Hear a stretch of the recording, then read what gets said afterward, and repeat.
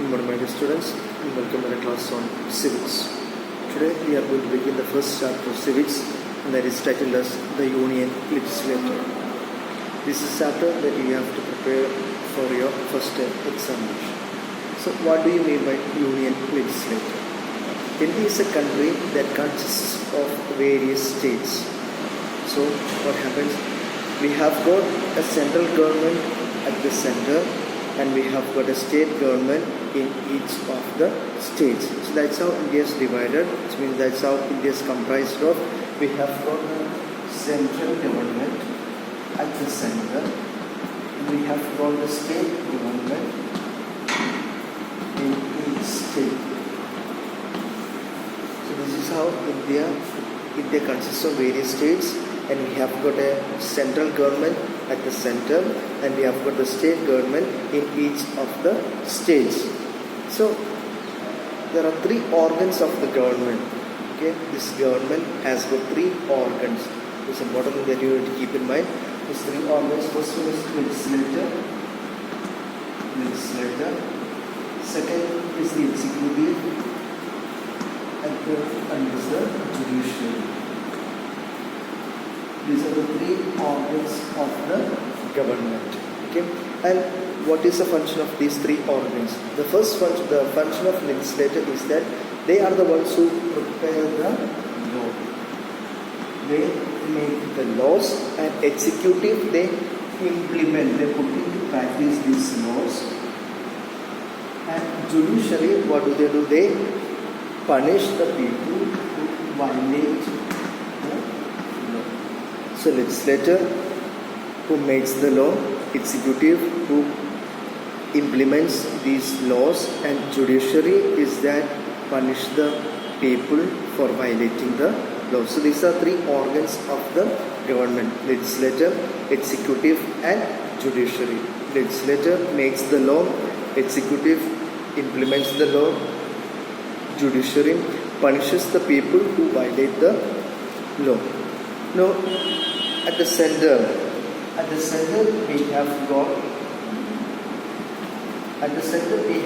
the parliament that makes the law. Okay, at the center it is the parliament that makes the law, and the state we have got and in different states we have got the state legislature that prepares the law. So at the center we have got the union parliament, and at the state we have got the state legislature that prepares the law. So we have got three organs of the government: legislature, executive, and judiciary. At the center we have got the union parliament, and at the state we have got the state legislature that prepares the law. Now the powers are divided into three different lists. Okay, the powers of the parliament are divided into three different categories, or the powers of the state and the central government are divided into three different categories. Let's see what are these three categories. The powers of the parliament, the powers of the state or the central government, how is it divided? So there are three important lists here. The first is the state list. Then we have the union list, and we have the corporate list. This is how the powers are divided between the center and the state. Now let's take the first one. The first one is the union list, in which the matters of national importance are included. Matters related to national importance means matters that are related to our country, like defense, by the foreign ministry, or the banking. So all the matters that are related to the national importance are included in the union list. And what happens? Only the union parliament can make the laws regarding these matters. Only union parliament has the exclusive powers to make the laws on all these matters that are related to national importance. Now come to the second, we have the state list. These are matters related to the state. Matters related to the state. Here matters are related to the national importance, and here matters are related to the state importance, like what public water, police, water supplies, public health, agriculture, and only the state legislature has the power to make the laws on all these matters that are included in the state list. Okay? So the first you have got the union list, in which the matters of national importance are included, and only the union parliament can make the laws. State list is the list that includes the matters related to the state, and only the state legislature can make the laws. And next one is concurrent list, means the matters related to both union and the state government. Matters related to both union and the state, like education, electricity, welfare of the labor. These are the things that are included in the concurrent list, and both center and the state have the power to make laws on all these matters. We have got both center and the state government that can make the laws on all these matters. But what happens if there is any dispute between center and the state? It means if there is a quarrel on a matter between central government and the state government, what happens? The decision of the central government will exist. Means the decision taken by the union government will continue to exist. So these are the three lists that you need to keep in mind. First one is the state list, which matters related to the state, and only the state legislature can make the laws. Secondly, you have the union list, in which the matters are related to the national importance, and only the union parliament can make the law. Third one is the concurrent list, which means the matters are related to both center and the state, and both the center and the state can take the decision. But the problem is that if there is a dispute, if there is a conflict, the decision of the central government will prevail. Which means the decision taken by the union government will continue to exist. So the next thing that you have to learn is about the parliament. Okay, parliament. How do we know that there must be a parliament? It is given in the constitution that India must be following a parliamentary system of government. Okay, so next we are going to the next topic called the parliament. And it is given in the constitution that India must follow the democracy, and India must have the parliamentary form of government. So let's learn the definition of parliament. What do you mean by parliament? Okay. Parliament is the body of people's representatives and has the supreme power. It means body of people's representatives, and they have the supreme power. So this is how we define the term called parliament. Parliament is a body of people's representatives, and they have got the supreme power. And this parliament consists of two things. Okay, Indian parliament consists of Lok Sabha and the Rajya Sabha, and also the President of India. So Union Parliament consists of three things: Lok Sabha, Rajya Sabha, and the President of India. And the President of India is an integral part of Parliament, and he does not sit in the Parliament, but no bill becomes a law without his signature. That is the power of the President. He is an indispensable part of the Parliament, but he does not sit in the Parliament. But no bill becomes a law. In our country, there shall be no law without the signature of the President. So that is the power of the President. Now let's say the first one, that is the Lok Sabha. It is known as the House of the People or lower house of the Parliament. Okay, and here people are directly elected by the people. So this is the lower house of the Parliament or house of the people, and they are directly elected by the people. So that's what you mean the Lok Sabha in general. So it is lower house of the Parliament, known as the house of the people, and these representatives are directly elected by the people. Now let's see about the composition. The composition of Lok Sabha. What is the strength of Lok Sabha? It is 552 people, and 530 are elected from the different states, and the 20 are from the different union territories, and 2 are nominated by the President of India. So this is how we get the number called 552. 530 from the states, 20 from the union territories, and 2 are nominated by the President of India.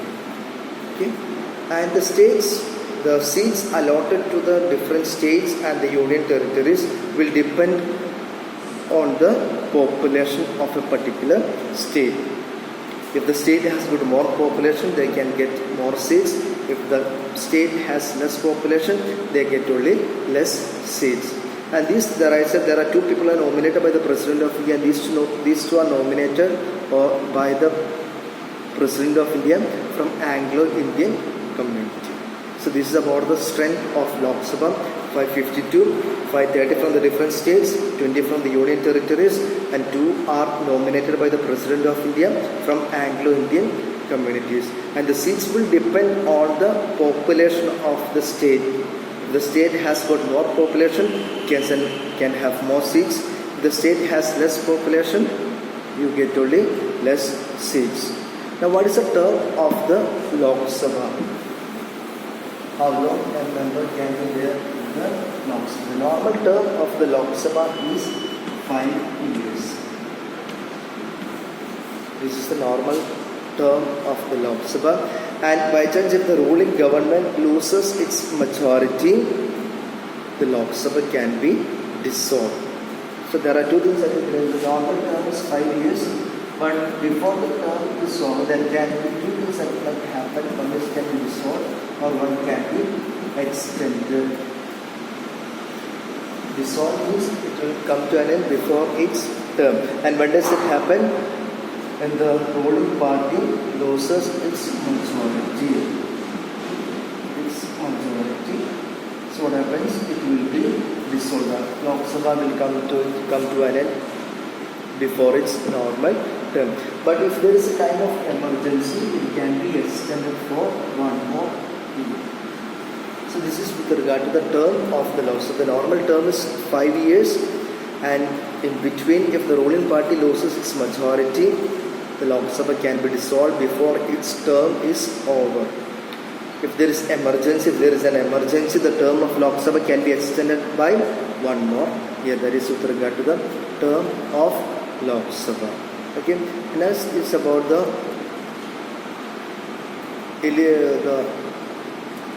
procedure for election of the Lok Sabha members. How these people are elected? How does a person reach in Lok Sabha? It is through general election. It is through general election by which a person becomes a member of the Lok Sabha. And the whole country is divided into various constituencies,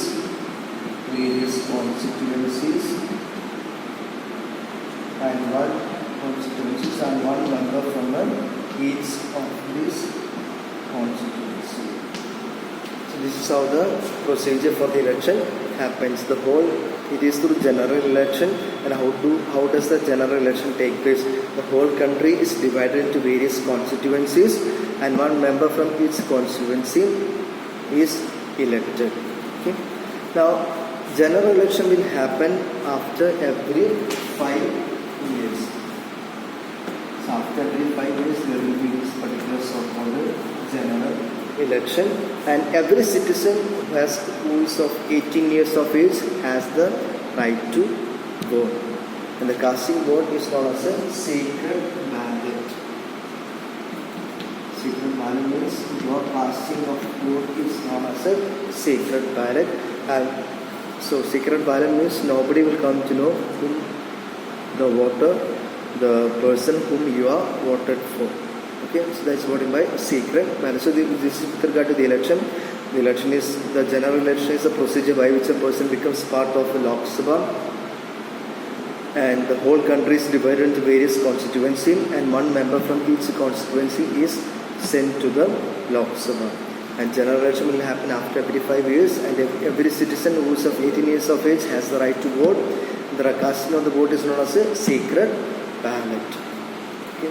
And next thing is about what are the qualifications required to be a member of the Lok Sabha. qualifications do you require to be a member of it? There are 6 of them. First one is must be an Indian citizen. If you are an Indian citizen, you have got the right to be member of Lok Sabha. Second, must be of 25 years of age, above 25 years of age. That's all. Cannot hold government office. Means you cannot be a member of Lok Sabha and a government officer at the same time. Okay. Cannot be insolvent in debt. Means cannot be living in a debt. Insolvent means living in debt.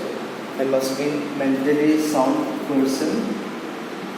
Means a normal person. And cannot be a member of Rajya Sabha or any other legislature at the same time. Either be a member of Lok Sabha, and you cannot be a member of Lok Sabha and Rajya Sabha at the same time. So, cannot be a member of Rajya Sabha or any other legislature at the same time. So, either in Lok Sabha or in Rajya Sabha or in the state legislative assembly. You cannot be a member of all these three at the same time. So, cannot be a member of Rajya Sabha or any other legislature at the same time. So, these are the 6 qualifications necessary to be a member of Lok Sabha. Must be an Indian citizen. Must be above 25 years of age, cannot hold government office, cannot be an insolvent or cannot be living in debt, must be mentally sound, must be a normal person, and cannot be a member of Rajya Sabha or any other legislature at the same time. What happens? How to form the government? Okay. Once the election is over, how do we form government? Once the election is over, so first we have got the election. Once the election is over, the results are announced. So first you have the election, then you have the announcement of the results, and the leader of the majority party is invited by the President of India to form the government. So this is the normal procedure of forming a government. Once the election is over, the results are announced. So what happens? Leader of the majority party is invited by the President of India to form the government, and other parties will form the opposition party. And other parties will form the opposition. So this is how you form the government and the opposition group.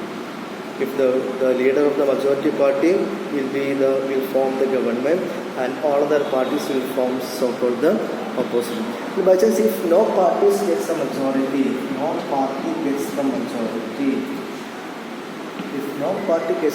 what happens? There will be something called coalition government formed by the group of parties. Which means 2 or 3 political parties will come together and they will form something called a government, that is known as a coalition government, and they will form the elector and they will form the government. So what happens if there is a majority for the party and if there is no majority for any party? If there is a majority, what happens? The leader of the majority party will be invited by the President of India and they will form the government, and other parties will form the opposition group. And if no party gets the majority, maybe 2 or 3 political parties will come together and they will form the government, and that is known as a coalition government. And these parties will form and will elect a leader and they will form the government. These are the things that you must keep in mind with regard to the Lok Sabha.